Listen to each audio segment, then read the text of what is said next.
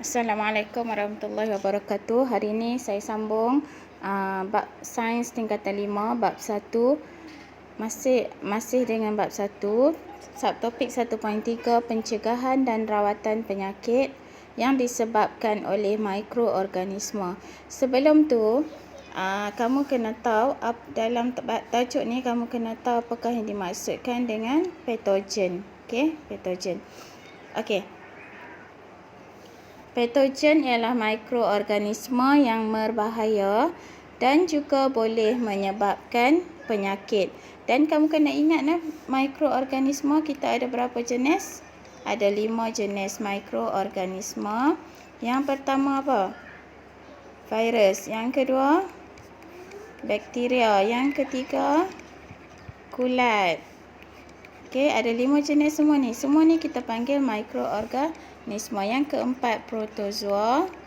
Dan yang kelima adalah fungi atau kulat. Okey. Dan kamu kena tahu 5 ini adalah mikroorganisma. Dan jika mikroorganisma ini berbahaya dan boleh menyebabkan penyakit, kita panggil dia patogen. Okey, faham nah?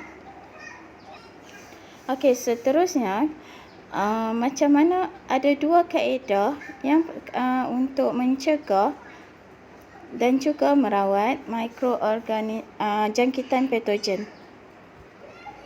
Okey, untuk jangkitan patogen kita ada kaedah pencegahan. Maknanya sebelum kita terkena jangkitan, kita cegah terlebih dahulu.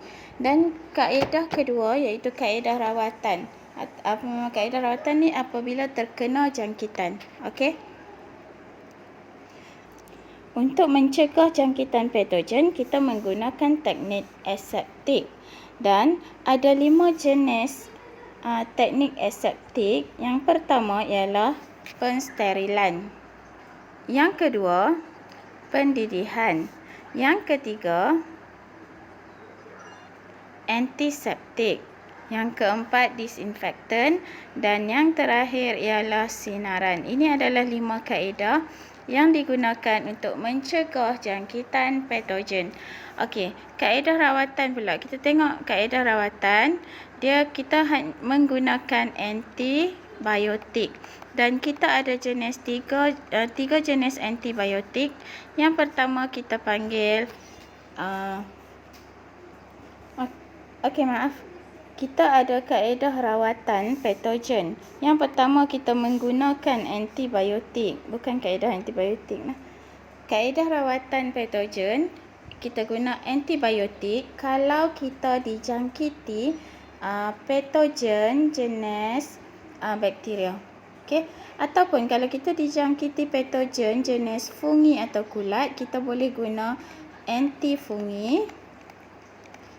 Ataupun kalau dijangkiti virus, virus, kita boleh guna antiviral. Okey, kita balik semula kepada teknik aseptik. Okey, kita tengok satu-satu teknik aseptik. Kita bermula dengan pensterilan. Okey, rujuk muka surat 34 buku teks. Pensterilan bermaksud proses membunuh atau menyingkirkan mikroorganisma. Ingat tahu 5 jenis mikroorganisma daripada satu objek atau persekitaran. Dan ada 5 jenis kaedah pensterilan. Yang pertama menggunakan haba, contoh dia guna autoclave. Okey. Yang kedua, pensterilan menggunakan bahan kimia, contoh dia sabun. Yang ketiga, pensterilan menggunakan sinaran, contoh sinar ultraungu.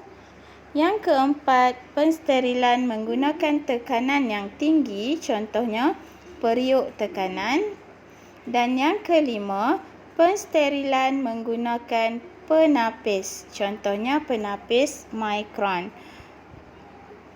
Okey kelas, ini adalah contoh-contoh autoclave. Dia ada banyak. Dia menggunakan haba bersuhu 130. Suhu 130 cukup untuk membunuh mikroorganisma dengan sporanya sekali. Jadi mikroorganisma ni tak dapat membiak. Okey, ini adalah contoh-contoh autoclave. Okey, ini yang digunakan dalam makmal, ini di hospital.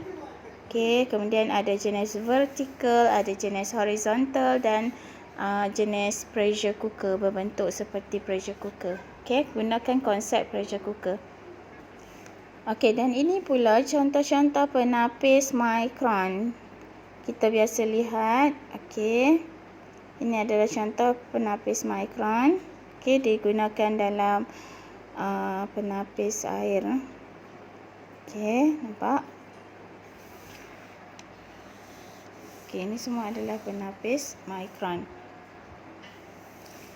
Penapis mikron digunakan untuk menapis zarah-zarah seni dan mikroorganisme daripada air ataupun cecair. Okey, saya percaya untuk kaedah-kaedah sterilan yang lain seperti bahan kimia, sinaran dan tekanan tinggi, ini adalah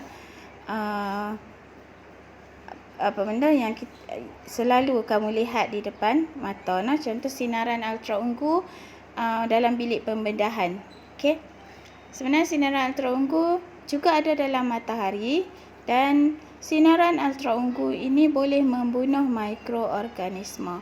Okey, seterusnya kaedah aseptik yang seterusnya, yang kedua, iaitu kaedah pendidihan. Pendidihan air pada suhu 100 darjah Celsius lazimnya digunakan untuk membunuh mikroorganisme pada objek kegunaan harian seperti botol susu, jarum suntikan dan peralatan doktor gigi. Okey, seterusnya kaedah aseptik ketiga iaitu penggunaan antiseptik.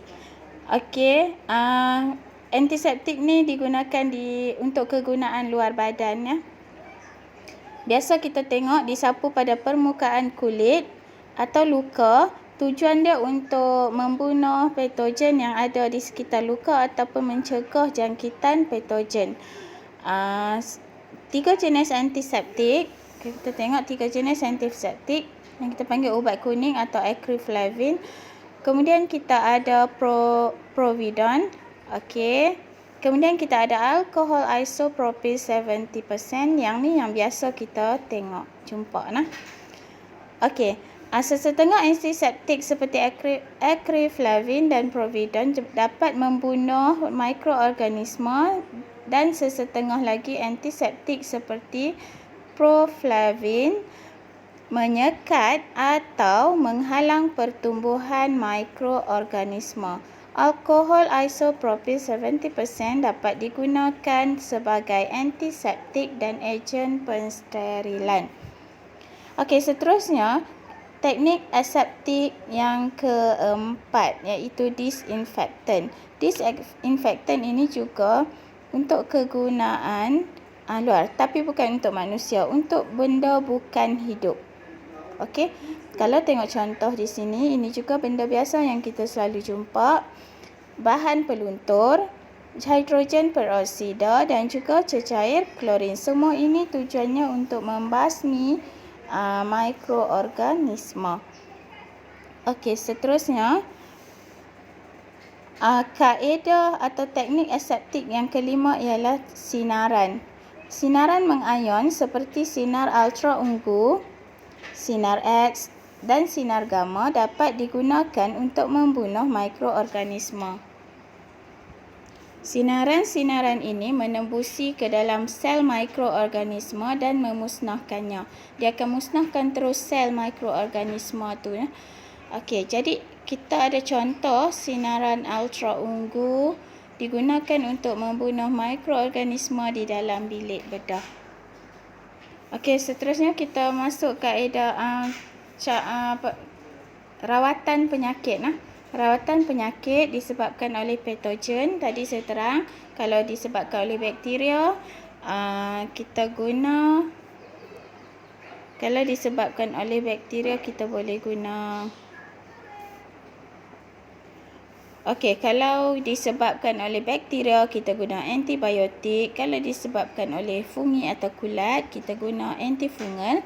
Dan kalau disebabkan oleh virus, kita guna antiviral. Ini kamu boleh tengok dekat muka surat 40. Okey, kita balik pada muka surat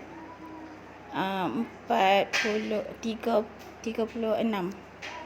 Okey, tengok apakah antibiotik. ubat yang digunakan untuk merawat jangkitan yang disebabkan oleh bakteria. Jadi antibiotik adalah ubat. Okey.